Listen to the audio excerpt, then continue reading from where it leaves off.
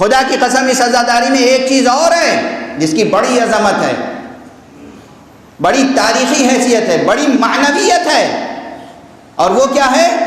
یہ جو اس منبر پہ لگا ہوا ہے علم۔ چند جملے آج اس علم کے لیے بھی عرض کر لوں۔ خدا جزائے خیر عطا فرمائے ہمارے ان بزرگوں کو جنہوں نے اس علم کو اس شکل میں محفوظ رکھا ہے۔ اس مجمع میں تاریخی شعور رکھنے والے لوگ بیٹھے ہوئے ہیں، ادبی ذوق رکھنے والے بیٹھے ہوئے ہیں، سماجی شعور رکھنے والے بیٹھے ہوئے ہیں، تہذیب شناس لوگ موجود ہوں گے جنہوں نے یونیورسٹیز میں سوشیولوجی اور ہسٹری ان چیزوں کا مطالعہ کیا ہوگا۔ دیکھیے تہذیب، ثقافت، کلچر، سویلائزیشن، اس کے پیچھے روح ہوتی ہے، معنویت ہوتی ہے، حقیقت ہوتی ہے، نظریہ ہوتا ہے، علمی حقائق ہوتے ہیں، لیکن یہ تمام چیزیں کچھ علامتوں میں مجسم ہو جاتے ہیں۔ سبحان اللہ، سبحان اللہ۔ کچھ علامتوں میں کچھ سمبلز ہوتے ہیں، کچھ پیکر ہوتے ہیں، کچھ علامتیں ہوتی ہیں جن میں وہ نظریے، وہ حقیقتیں، وہ اسپرٹ مجسم ہو جاتی ہے۔ ایک مرتبہ ایک صاحب نے میرے سامنے اعتراض کیا کہ بھائی، وہ میرے سامنے تشریف فرما تھے، اور انہوں نے اعتراض کیا کہ بھائی یہ علم کی شکل جو ہے یہ تو ہم نے مثلاً غیروں سے لی ہے۔ میں نے کہا قبلہ و کعبہ، آپ اس علم کی تاریخ سے اس کا مطلب واقف نہیں ہیں، جب تک پوری تحقیق نہ کر لیں اس وقت تک لب کشائی نہ کیجیے۔ جب تک تحقیق نہ کر لیجیے لب کشائی نہ کیجیے۔ جوانان عزیز، بزرگان محترم، تاریخ اور تہذیب اور ثقافت اور سماجیات کا شعور رکھنے والے یہ مطلب آج لے کر ہدیے کے طور پر جائیں گے۔ جس طرح کل میں نے منبر کی عظمت کے متعلق عرض کیا تھا، یہ علم عظیم ایک میراث ہے، یہ بھی میراث اسلام ہے، یہ بھی میراث توحید ہے، یہ بھی میراث ختم نبوت ہے، یہ بھی میراث ولایت ہے۔ یہ علم پیغمبر اکرم صلی اللہ علیہ وآلہ وسلم نے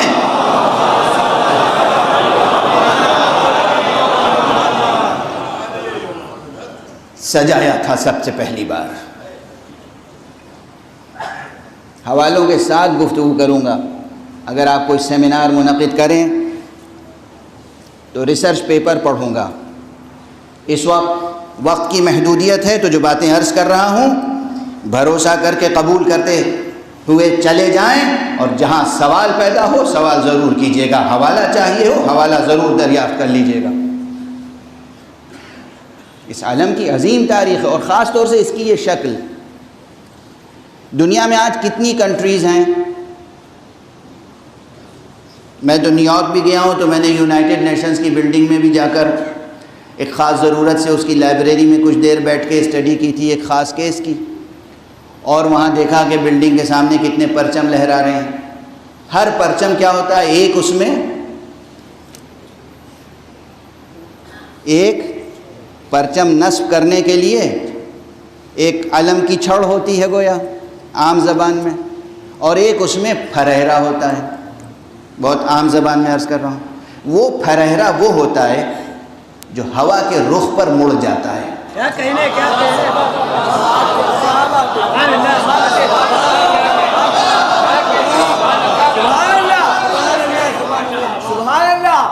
دنیا میں جتنی کنٹریز ہیں سب کا پرچم اس طرح ہوتا ہے کہ وہ جدھر ہوا چل رہی ہو ادھر مڑ جاتا ہے۔ یہ جو خاص پرچم ہے یہ اس طرح ہوتا ہے، ہوا آ کے ٹکرائے تو بکھر جائے۔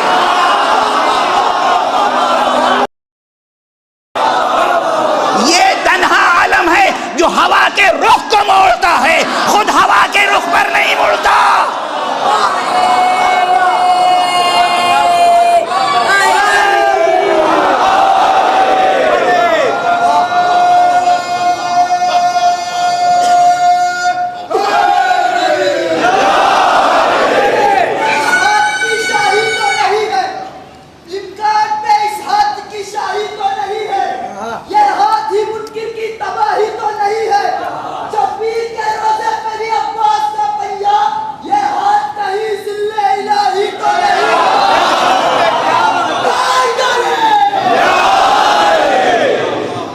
بچوں جوانوں جو ہائی اسکول پاس کرتے ہیں بلکہ اس سے بھی پہلے، تو وہ سیوکس وغیرہ کی کلاس میں، ہسٹری کی کلاس میں دنیا کے بڑے بڑے پرچم اور پہچانوایا جاتا ہے، یہ رنگ اور یہ شکل اور یہ فلاں کنٹری کا. اور بھائی جنرل نالج کے بہت سے پیپرز ہوتے ہیں، جو لوگ IAS IPS یہ کمپٹیشن میں بیٹھتے ہیں، یعنی چھوٹی کلاس سے لے کے بڑی کلاس تک ہر جگہ دنیا کے پرچموں کی شناخت بھی کرائی جاتی ہے نا. جتنے پرچم ہیں، ان کے جتنے بھی نقشے ہوں، مگر سب کی ایک خصوصیت ہے، میدان میں گاڑ دو تو ہوا کے رخ پر مڑ جائیں گے. یہ واحد پرچم ہے کہ سامنے لے کے کھڑے ہو جاؤ تو ہوا ٹکرا کے بکھر جائے گی، یہ ہوا کے رخ پر نہیں مڑے گا. سبحان اللہ، واہ واہ واہ، سبحان اللہ. یہ نقشہ بنایا کس نے؟ پھر کیسے بنا؟ اس کی تاریخ کیا ہے، ہسٹری کیا ہے، اتہاس کیا ہے کچھ ثبوت یا یوں ہی عرض کر رہا ہوں؟ پہلے تو ایک وجدانی بات ہے جو سامنے نظر آ رہی ہے، اس پہ غور کیجئے. کیا بات ہے؟ اس کی شبیہ کسی کنٹری کا کوئی پرچم ہے، کوئی فلیگ ہے؟ کیا کہنے بھائی، واہ واہ واہ. اور وہ بات جو پہلے عرض کر چکا ہوں وہ حالانکہ دوبارہ عرض کی جا سکتی ہے، لیکن مجھے عموماً اپنا جملہ بھی دہرانے میں بہت زیادہ تکلف ہوتا ہے، کوشش کرتا ہوں نہ دہراؤں. لیکن اب عرض کر رہا ہوں، چونکہ اس مجمع میں نہیں عرض کیا تھا، کہیں اور عرض کیا تھا، کہ ایک تو یہ اس پرچم کی خصوصیت ہے، کسی کنٹری کا کوئی پرچم آپ کسی دوسری کنٹری میں اٹھا سکتے ہیں؟ کیا کہنے.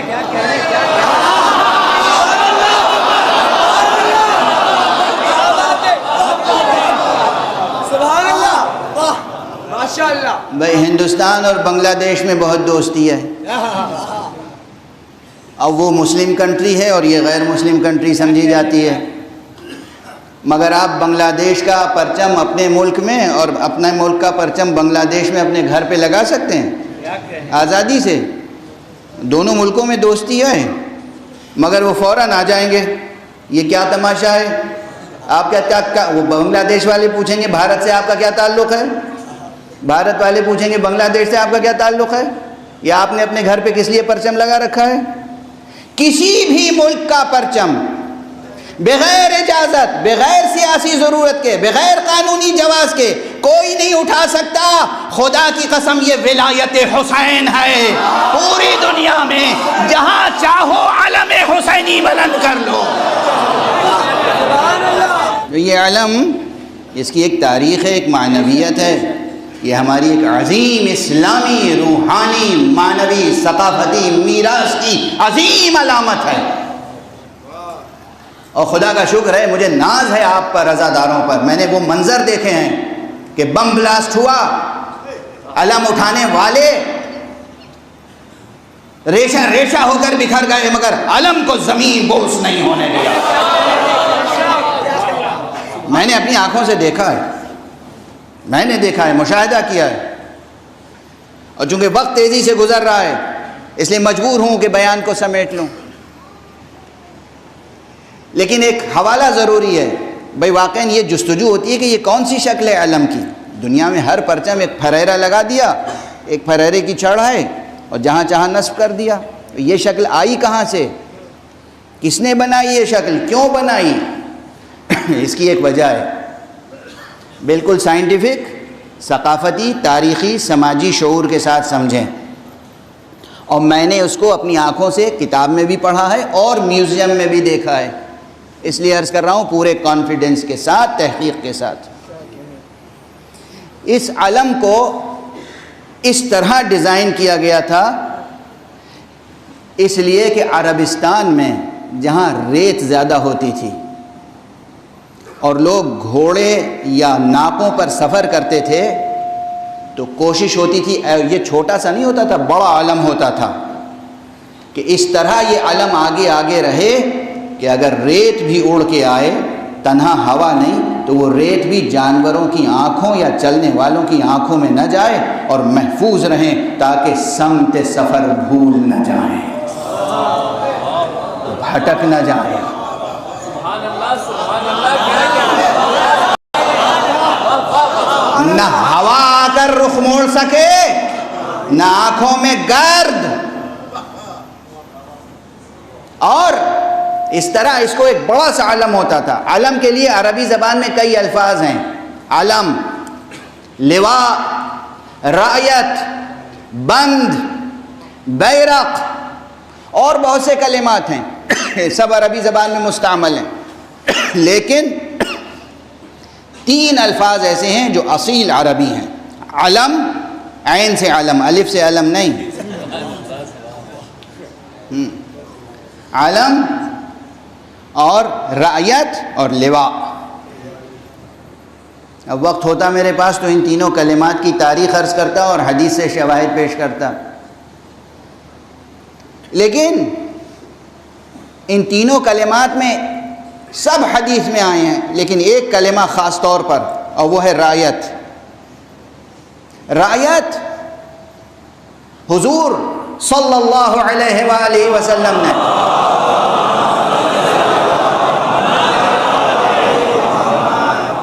ایک خاص موقع پہ ارشاد فرمایا جب لوگ خود سے پرچم لے لے کر کئی بار گئے کیا کہنے، سبحان اللہ، واہ واہ. اور ناکام پلٹ کے واپس آئے، تو ایک دن حضور اٹھے اور انہوں نے فرمایا لَأُعْطِيَنَّ الرَّعْيَةَ غَدًا رَجُلًا كَرَّارًا، کل میں اس شخص کو علم دوں گا، رعیت دوں گا جو بڑھ بڑھ کے حملہ کرنے والا ہوگا. یہاں لفظ رعیت استعمال ہوا. پوری حدیث پڑھوں گا اور ترجمہ کروں گا اور تشریح کروں گا، اس لیے کہ یہ ممکن نہیں ہے کہ کلمہ پیغمبر زبان پر آ جائے اور پھر میرا لعاب دہن شیریں نہ ہو. اور جب لعاب دہن شیریں ہو جاتا ہے تو پھر اس کی لذت مجبور کرتی ہے کہ کچھ دیر تک اس پہ گفتگو کی جائے اور اس لذت میں آپ کو شریک کیا جائے. تو اس لیے حدیث کو روک رہا ہوں وقت کی مجبوری سے. فرمایا کل میں اس کو پرچم دوں گا، علم دوں گا، رعیت دوں گا جو بڑھ بڑھ کے حملہ کرنے والا ہوگا. اور اب وہ حدیث کا تتمہ آپ سب کے ذہنوں میں ہے. اور اسی روایت کی بنیاد پر ہمارے اردو کے ایک مشہور و معروف شاعر نے شعر کہا ہے پروردگار ان کو رزق سخن ارزانی فرمائے. مشہور شاعر ہیں جناب افتخار عارف صاحب. انہوں نے فرمایا ہے پروردگار ان کو صحت و سلامتی سے دیر تک تا دیر مداحی اہل بیت کا شرف عطا فرمائے. کہتے ہیں کہ علم کسی نے کسی کو دیا تھا خیبر میں، علم کسی نے کسی کو دیا تھا خیبر میں، وہ دن اور آج کا دن اب علم ہمارا ہے. انہوں نے جب یہ شعر پڑھا اور میری موجودگی میں بھی پڑھا اور میں نے انہی کے سامنے فوراً کہا بھائی یہ تکلف کس لیے، یہ کنایا کس لیے، آپ یہ کیوں کہہ رہے ہیں علم کسی نے کسی کو دیا تھا خیبر میں؟ وزن میں کوئی فرق نہیں پڑے گا، اتنا عروض مجھے بھی آتا ہے. صاف صاف کیوں نہیں کہتے علم نبی نے علی کو دیا تھا خیبر؟ صاف صاف کہیے علم نبی نے علی کو دیا تھا خیبر میں، وہ دن اور آج کا دن اب علم ہمارا ہے. تو اس علم کی ایک عظمت ہے، اسی لیے میں عرض کرتا ہوں تفصیلی بیان سمیٹ رہا ہوں. یہ علم علم توحید ہے، یہی علم علم نبوت ہے، یہی علم علم نبوت و امامت و ولایت ہے، یہی علم علم کاروان شہادت بھی ہے. بہت کچھ عرض کرنا چاہتا تھا آج، لیکن بس اب وقت کے حدود میں گفتگو کو تمام کرنا ہے، اس لیے اس علم کی خصوصیت اور عرض کروں، اور وہ یہ ہے کہ یہ علم ہے علم توحید، ہے علم اسلام، ہے علم محمد مصطفیٰ صلی اللہ علیہ وآلہ وسلم. یہ علم ہے علم علی مرتضیٰ، لیکن اب پوری دنیا میں یہ علم علم عباس کہلاتا ہے.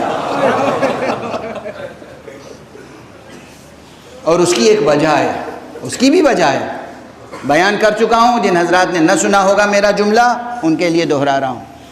اس کی ایک وجہ ہے، تاریخی وجہ ہے، حقیقی وجہ ہے، عظیم وجہ ہے. قرآن اور تاریخ اور حدیث گواہ ہے. عجیب جملہ کہہ رہا ہوں عزیزو، یہ علم خود علی ابن ابی طالب کے ہاتھوں میں بھی جب تھا تب بھی ایک بات ضرور تھی، اس علم کے نیچے مومن بھی تھے، منافق بھی۔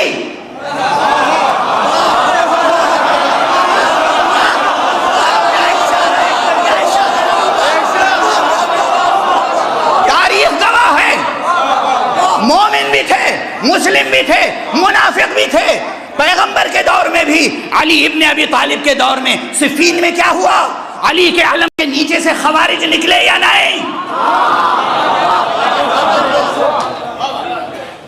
علم علی کا تھا مگر اس کے نیچے خوارج بھی موجود تھے جو بعد میں جدا ہوئے۔ تو ایک تاریخ ہے، حق پہنچتا ہے عباس کو کہ یہ نام عباس کے ساتھ منسوب رہے۔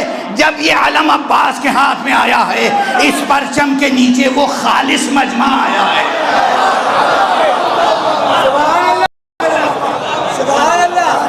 خدا کی قسم، جس کے ایمان کی قسم کھائی جا سکتی ہے، جس مجمع کے لیے آقا حسین نے کہا تھا مجھے ایسے اصحاب ملے، ایسے انصار ملے کہ ایسے اصحاب و انصار نہ میرے نانا کو ملے نہ میرے بابا۔